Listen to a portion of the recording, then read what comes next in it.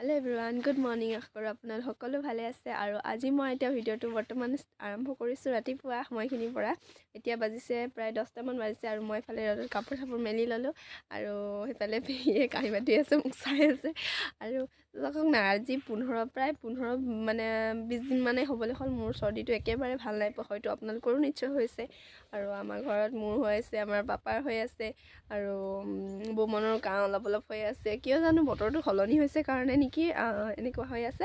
আৰু আপোনালোকে জনাবচোন কি খালে ভাল পাম সকলোবোৰ বস্তু খাইছো কিন্তু এতিয়ালৈকে মানে অলপো ভালে পোৱা নাই কাহ কফ পুৰা মানে গোটা কফ ওলাইছে কি কম আৰু মোৰ নিজকে মানে আমনি লাগিছে কিবা মানে নিজকে বেমাৰী লাগি গৈছে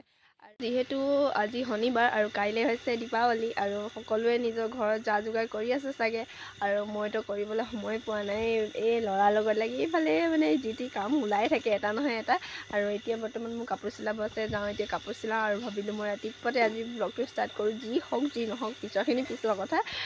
মানে বহুত দিন হ'ল ভিডিঅ' দিব পৰা নাই সেইকাৰণে ভাবিলোঁ আজি উপায় নাপায় লাষ্টত মানে বনাই দিছোঁ আৰু সেইকাৰণে আপোনালোকে জনাবচোন মোৰ ভিডিঅ'টো চাই কেনে পালে আৰু প্লিজ শেষলৈকে চাব বুলি আশা ৰাখিলোঁ আৰু কাইলৈ দীপাৱলী আজি ঘৰ চৰটো সজোৱা মোচা মেলা চব কাইলৈ কৰিম আৰু ঠিক আছে ভিডিঅ'টো আৰম্ভ কৰোঁ বলক আৰু মই এতিয়া কাপোৰ চিলাই লওঁ আৰু চব নাইতিয়াই নাক বন্ধ হৈ গ'ল আৰু নাকৰ পৰা হেঙুন পেলাই আমনি লাগি যায় কি ক'ম আৰু ঘিণ লগা হৈছে আৰু এতিয়া মই কাপোৰ চিলাই লওঁ আৰু আজি আহিব আমাৰ ঘৰলৈ আলহী কোন আহিব সেয়াও দেখাম আপোনালোকক আৰু মই কৈ দিওঁ নেকি বাৰু নকওঁ দিয়ক যেতিয়া আহিব তেতিয়া দেখুৱাম আপোনালোকক আৰু আপোনালোকে চাওক ভিডিঅ'টো শেষলৈকে আৰু এতিয়া মাহঁত গৈছে বাৰীলৈ আমাৰ বাৰী আছে নৈ কিনাৰত তাতে চব্জি খেতি কৰা হয় তাত গৈছে খুৰা মা পাপা তিনিওটা গৈছে আৰু এজন দাদা আহে কাম কৰা এজনো গৈছে 4জন তাতে লাগি আছেগে ভাবিলোঁ ঘৰতে খেতি কৰে ঘৰৰ খেতি খাবলৈও ভাল আপোনালোকে জানে ঘৰত কৰা চব্জি খেতি খাবলৈ ভাল সকলোবোৰ শাক পাচলি ঘৰৰে হয় আমাৰ আৰু বাকীবোৰ কিনিব লগা হয় মই কাঢ়িছে ফালে মেকুৰী এটা কাঢ়িছে দেখাইছে আপোনালোকক চাব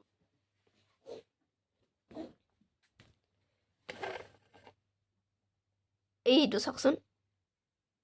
মই যেবাৰ কাঢ়িছোঁ সিও সেইবাৰে কাঢ়িছে একদম মানে আৰু এতিয়া হৈ গ'ল গধূলি আৰু এতিয়া আমাৰ ঘৰলৈ আহি আছে বৰ্তমান আলহী সেইকাৰণে মই পটাপট খানা বনাবলৈ বুলি পাকঘৰলৈ সোমাই আহিলোঁ আৰু এয়া মই গাহৰি মাংস লৈ লৈছোঁ আৰু ৰচুন আদা চব পিঁয়াজ কাটি মেলি থৈ ল'লোঁ এতিয়া মই বনাই আছোঁ খানা পটাপট বনাই লওঁ আৰু কি বনাই আছোঁ আপোনালোকক দেখালে আৰু সোনকালে বনাই লওঁ আৰু সেই বহি আছে দেখাম মাথা পূৰা ভাঙি গৈছে মোৰ এইফালে মই বনাই আছোঁ কৈছিলে মই গধূলি হ'লে মোৰ মাথা পূৰা ভাঙি যায় বুলি আৰু এইফালে বুমনে চাওকচোন থিয় হৈ পিনে খেলি আছে আৰু মায়ে সেইফালে আৰু গাৰু কভাৰ এটা বনাই আছে মানে এম্ব্ৰইডাৰী কৰি আছে আৰু যিহেতু ঘৰত সৰু ল'ৰা আছে ন সেইকাৰণে চাওকচোন ৰুমটো কিমান যে খেলি মেলি কৰি থৈছে আৰু বুমনে অকল ঢোলটো বিচাৰে সেইকাৰণে ঢোলটো দিয়া হৈছে তাক গাড়ী চাৰি মানে আৰু এইফালে চাওকচোন বগাই আহি আছে আৰু গাড়ী সি নিবিচাৰে প্ৰায় একেবাৰে মই শাক বনাই আছোঁ পাকঘৰত সি বগাই পাকঘৰলৈহে আহে বুমন ক'লে আহিছা জানো ক'লে আহিছা এইফালে মই এতিয়া নহয় ৰ'বা মই পটককৈ ভাজি বনাই লওঁ দেই কোন আহিছে দাদা এয়া মাতনি দেই হাই কৰি দিয়া আমাৰ বুমন কোচাত আছে হয়নে দেই মাতিছে দেই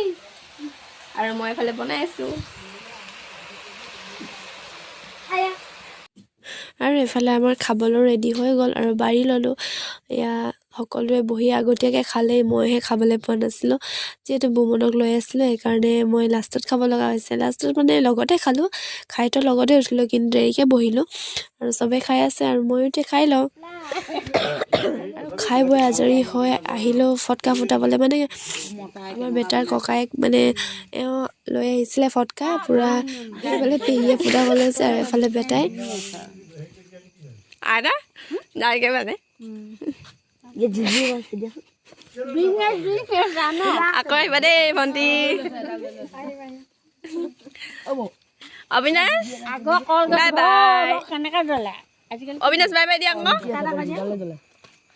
অবিনাশ অবিনাশে এইটো চাই যায়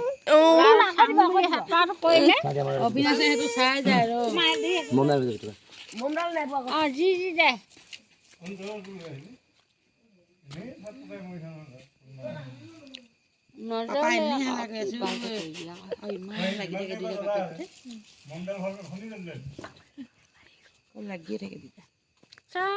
আৰু ইমানকৈ ফটকা আনিলে তাৰে ভিতৰত কেইবাটাও নুফুটা ওলালে সেইকাৰণে আইতাই কৈ আছে যে চব বিজনেছ অকল পইচা ভালকৈ নুফুটেই আৰু আগতে চিৰিবোৰ বহুত দীঘল আছিলে আজিকালি চুটি হৈ থাকিলে আৰু আপোনালোকে জানেই আমাৰ বেটাই বহুত ভয় কৰে ফটকালৈ ভয় কৰে আৰু সৰু বস্তুলৈতো ভয় কৰে সেইকাৰণে ভায়েকৰ ভয় দেখি ককায়েকে ফটকাকেইটা ফুটাব লৈছে আৰু সেই ফুটাই দিছে আৰু বেটাই ফটকা ফুটাবলৈ বহুত ভাল পায় কিন্তু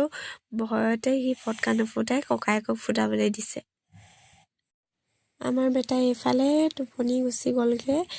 আৰু অন্য এটা নতুন ভিডিঅ'ৰ সৈতে আপোনালোকক পুনৰ লগ পোৱাৰ আশাৰে আজিলৈ আহিলোঁ বাই বাই আৰু দীপাৱলীৰ আগতীয়াকৈ বহুত শুভেচ্ছা থাকিল